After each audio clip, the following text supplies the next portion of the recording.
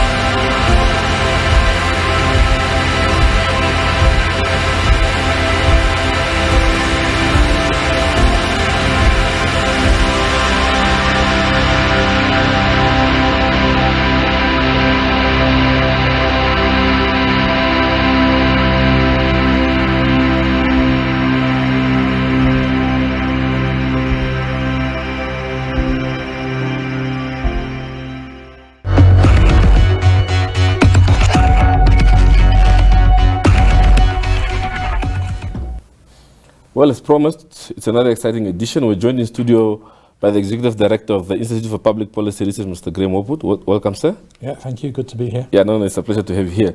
Graham, I'm sure you followed the news during the week. The ruling party had a press conference where they spoke of a pertinent issue that your organization also has been busy with over the years, the issue of politicians doing business with the state, politically exposed persons and so on. Can you just perhaps give us a reaction as to what your initial thoughts were when you got wind of this? Well, I mean, first of all, the Honourable Nikanor, as the Swapo spokesperson, was correct in the sense that she said, you cannot bar members of a political party or members of the ruling party from getting involved in business. Mm-hmm. I mean, we have a constitution that allows people to carry on the business or trade of their choice. Mm-hmm. So in that sense, she was correct. But the problem, I think, comes with the links between politicians and business people and business companies themselves. Mm-hmm. And that's where the issue comes in. There is a definition internationally called PEP, or politically exposed persons. Yeah. It's now commonly used in the international anti-corruption and anti-money laundering instruments. Mm-hmm. And the agreements that go across the world. And we haven't really dealt with that issue in Namibia, but we need to define who's a politically exposed person in Namibia. But generally, it's somebody in a senior or prominent public position. Mm-hmm. who is deemed to be at risk of corruption, at risk of being paid bribes. Mm-hmm. At risk of favouring, their associates or their family members, or indeed their political comrades. Yeah. And we don't have really a system in Namibia. We have bits and pieces of a system, but it's not a system that works to control the issues around politically exposed persons. Mm-hmm. And that's where the big issue comes, I think, for government and the ruling party. We need to, first of all, meet international standards, but more even important is to be able to tackle corruption in Namibia. Yeah. We need to have working systems in place. And I can give one example, mm-hmm. The Declaration of Assets system in Parliament, which is a mess. It's never done on time. Mm-hmm. There's no independent body that checks or verifies if what the politicians, the MPs have declared is accurate. Mm-hmm. Actually the public portion is quite small compared to what the private portion of the register that's kept by the National Assembly. So the system just isn't working. It's basically a joke. And So that would be one area to reform. But there's a whole load of other areas where we are lacking, where we're not being able to check the relationships between businesses, business people and politicians, and whether there's anything untoward or anything suspicious, because we don't have systems in place. And another one would be, if you look at the Financial Intelligence Act, which we've had since 2012, it basically requires public bodies to examine the issue of beneficial ownership, which means they have to know who really owns the businesses, the commercial entities they're dealing with. And we know in Namibia that there's been a history of politicians using family members, using proxies in businesses to hide their involvement. And the requirements now internationally are that you have to establish exactly who owns a business, not just whose name might have been put forward on a company document. And we know the situation at BIPA and the Business Intellectual Property Authority that's supposed to hold all the company information in Namibia is, again, something of a mess. You go there, you're still dealing with paper copies. There's no effective digitalization, or the best you can hope for if you want some kind of electronic form is a scan of a paper copy. Many records are out of date, etc. So we're not moving on these crucial issues that should make it much easier to manage the risk of corruption and make sure that there aren't corrupt links between politicians with influence and decision-making power and business people. But with all these expectations, are we not perhaps being hard on whether it's the politicians or their families or whoever their business partners, when we say that they should be closely monitored in this regard? No, I don't think so. I mean, it's not Namibia that's just under pressure on this issue. This is an international movement, really, that has been come into place because of the extent of money laundering, and we know we have our experience of that through fish rot, but also now terrorism financing as well. So these are now international standards that are being imposed by the Financial Action Task Force, which Namibia is a member of, and at which, if we don't keep up with those standards, we can face sanctions. Also, the UN Convention Against Corruption is also, which we are signed up to and currently being reviewed under, is again quite strong on all these points. So I think these are actually very good global standards that we need to apply in Namibia.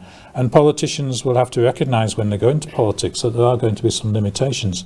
It is harsh because some people now define politically exposed person not just as a minister or a deputy minister, but also their spouse, their immediate relations, anybody who could be described as a close associate.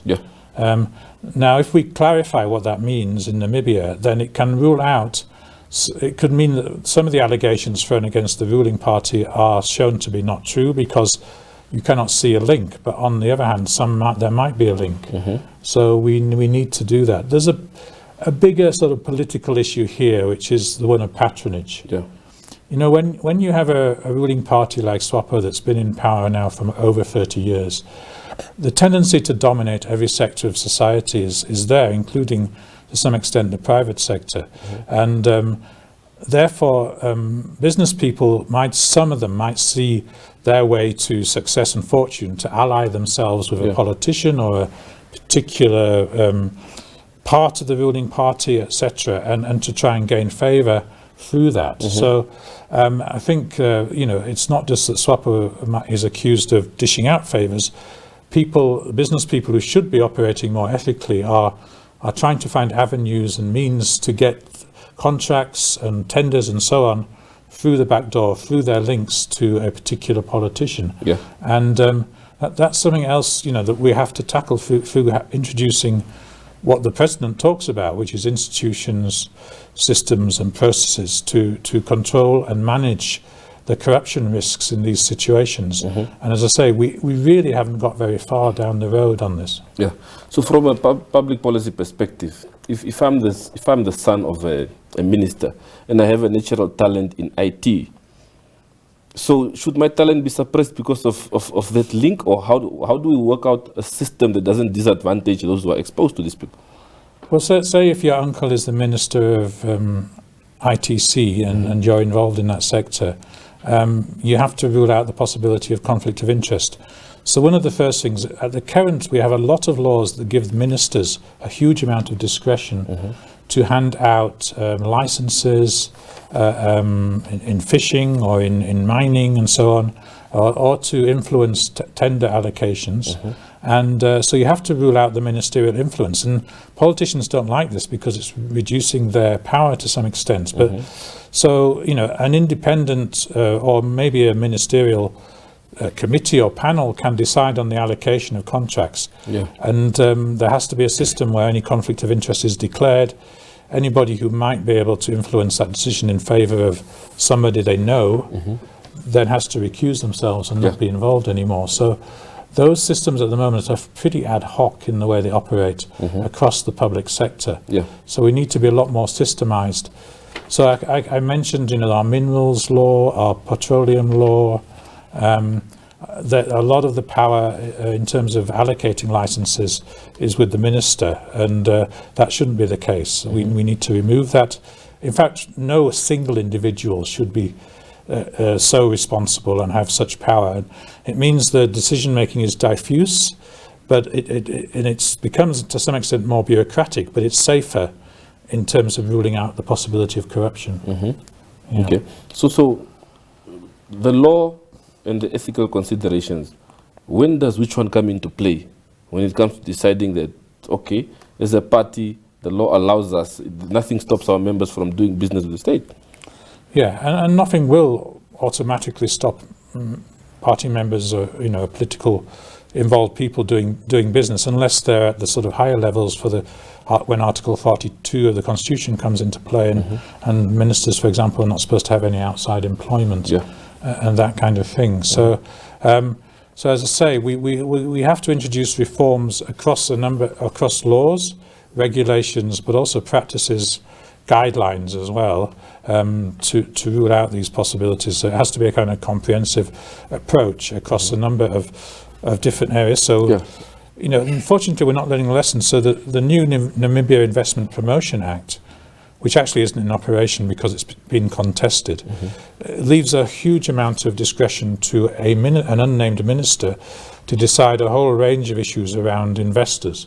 And again, that's why it's being objected to, because businesses fear that they will be drawn into corrupt relationships because the power is resorting in one senior individual instead of being divided amongst a number of individuals or numbers of checks and balances to make sure no corruption is taking place. So it is complicated and it's not easy to tackle, but there has to be a political will to tackle it. Otherwise, these people continue to use the grey areas and the loopholes to just do what they want, and then they'll claim, no, but there's no law on this, there's no clause on this particular issue, so we're home free, we can do what we want. I think from a political view, would you say when the public hears a statement like that of Hilma Nikanor saying that there's no law prohibiting our members from doing business or pursuing economic prosperity, what feelings does that evoke in the public?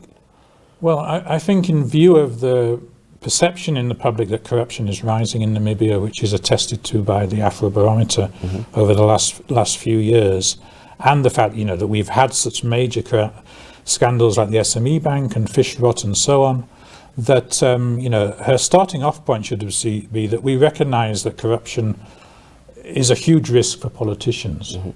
And this is how we intend to tackle it. And it doesn't mean that our members will be excluded from doing business or gaining government contracts, but there have to be a number of due diligence and control measures and actions taken to avoid a situation where a politician can use their influence and to favour their friends, their comrades, etc. So we have to try and rule that possibility out, and that's the problem, I think. And you know, I don't know, Swapo has this credibility issue now after fish rot, and really the way they've reacted to corruption since fish rot has been to try and put their hands up and say it's not us, without saying what clear reforms and changes they will bring in to show that they will clamp down on corruption. And you know, that's pretty obvious from a lot of things that have happened, and the delays, things like the Whistleblower Act, which I'm now told probably won't be maybe implemented for the next 4 or 5 years,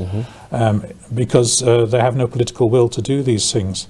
And so, they'd rather leave a system which is dysfunctional and full of loopholes that allows corruption to take place, instead of tackling the issue full on and directly and regaining through that some credibility with the voters.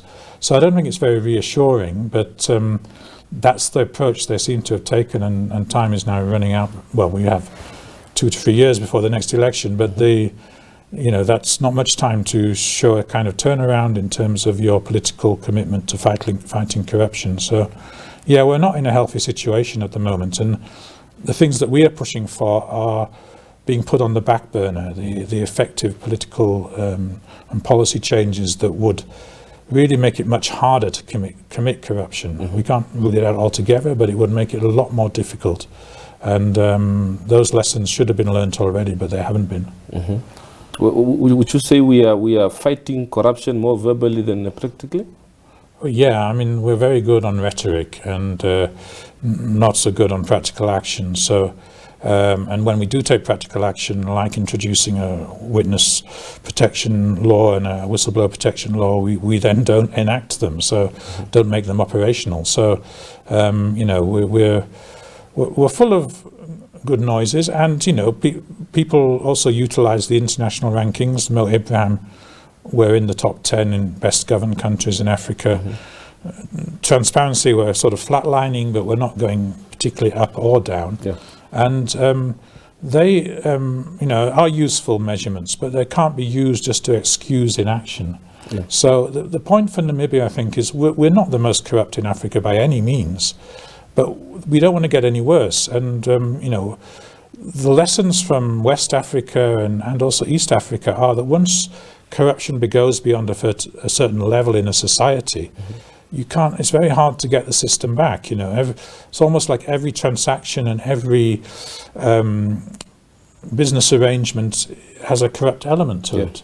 I don't think we're at that point yet, but unless we take firm action now, we will continue to slide down the slope. Yeah.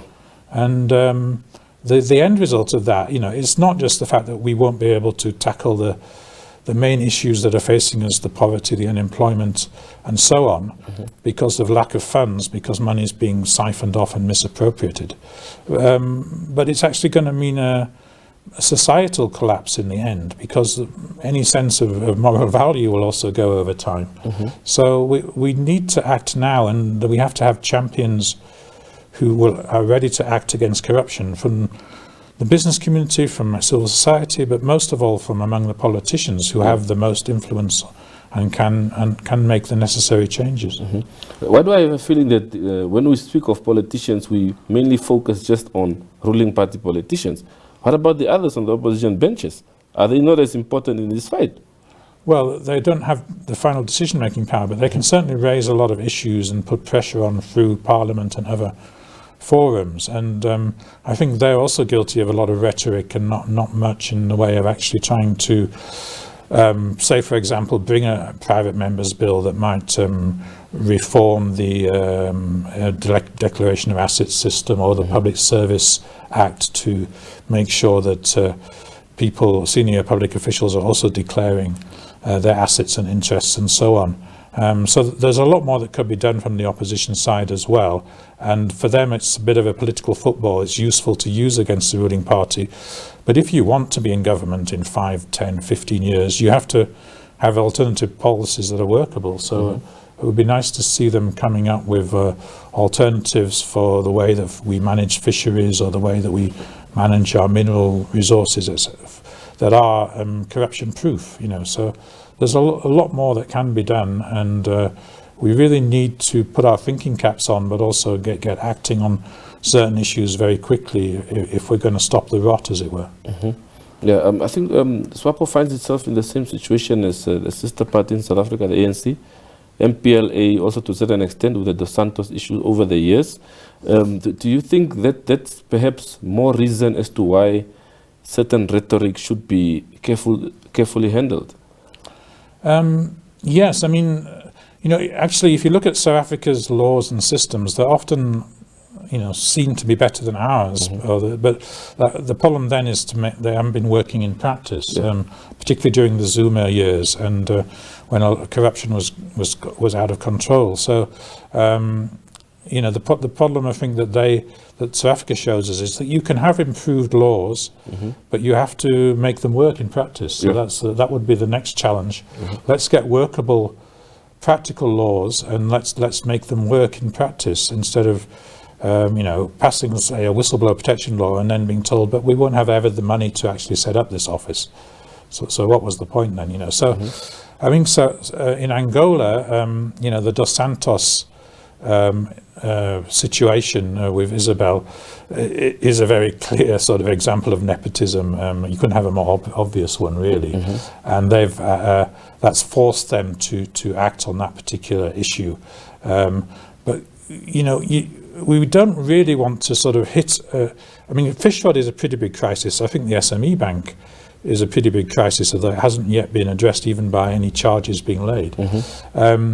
But we don't want to hit rock bottom by having such a massive crisis or such a massive loss of credibility as happened with Jacob Zuma, who ended up in prison. That it's much harder to actually recover the situation. Let's act now before we really hit the buffers, really hit the wall on this, and then correct things now so that we can avoid this, and we can be the role model in Africa for fighting corruption, but we need to take certain concrete steps, and we need to introduce new policies, reform certain laws to do that. And as I say, despite the protestations of people at the top in this country, there doesn't seem to be the political will to do that. Yeah. Well, you've repeatedly touched on the issue of a lack of political will. You guys operate in the civil sector.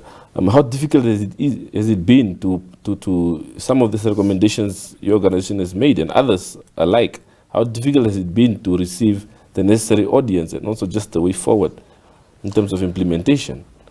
There are examples where we've made a little bit of progress. For example, the Public Procurement Act from 2015, we had been pushing for changes along the lines that were introduced, which are more transparent. But now we find that the law is not being properly implemented. There are some bureaucratic issues in the law as well. So, you have to apply pressure all the time, and you have to stay engaged with certain issues. So I wouldn't say that it's a completely closed door with government. I think we've got somewhere with budget transparency and the Ministry of Finance being more open about certain issues. So we've made a little bit of progress in terms of the public enterprises, with the Public Enterprise Ministry insisting on what look like more credible boards and insisting on basic governance information like annual reports and financial statements being published. That's still a work in progress, but we've seen some improvements in that area. So, if I didn't feel there was any possibility of improvement, I would just give up and go home. But there's some ministers and some ministries and some officials are open to these things and are listening to what we're saying and what others are saying. But the progress is too slow. That's the problem. And we don't have all the answers, of course, but we want to start a conversation and get the experts and the people we need involved to help us come up with policies, laws, regulations, guidelines that actually work in practice, that will be applied and will actually reduce all these corruption risks that we have sort of gaping open at the moment, and some are being used by corrupt elements. Yeah. The ECC head, Mr. Noah, refers to what you obviously called earlier on, that the far-reaching powers that some ministers have. He calls it one-man laws. Yeah. How do you think that contributes to the current state of affairs in our governance system? I think it definitely does. I look, for example, at the allocation of the petroleum exploration licenses, which of course is in focus now because of Recon Africa. But going back a number of years, if you examine the Namibian companies who partnered with international companies, very small percentages, but possibly large gains in terms of Namibian dollars.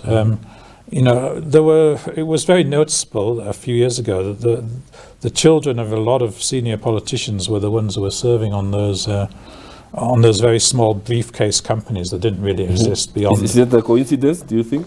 No, it wasn't, and it was a product of the system that the minister decided on recommendation of the Petroleum Commissioner, who and whatever was happening within the ministry, there was no checks and balances, no controls to say this shouldn't be happening. In fact, black economic empowerment was used as an excuse to give basically potentially very lucrative licenses to cronies, to relatives and so on. And that's still the system now. The law hasn't changed. It's slightly less obvious now if you look at the ownership of these companies, and at least in the last few years the ministry has shifted more away from the briefcase companies to actually giving NAMCOR the minority shareholding in these exploration blocks. The point is the system is still there, so the system hasn't been reformed, the law hasn't been reformed. So that issue of discretion on the part of one or two officials who can push huge lucrative contracts in licenses in the direction of whoever they want to is still in place. So we have to tackle that. Okay. Then maybe just as we wrap up, Graham, going forward, what would you say are some of the most pressing public policy issues that we should look at and address?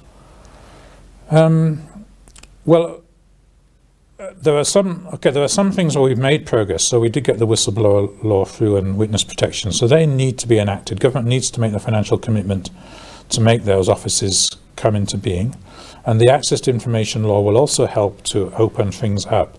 So we need to get that through Parliament and also enacted. We don't want to be told on that we need to wait 2 or 3 years. We need to reform the declaration of assets system within Parliament.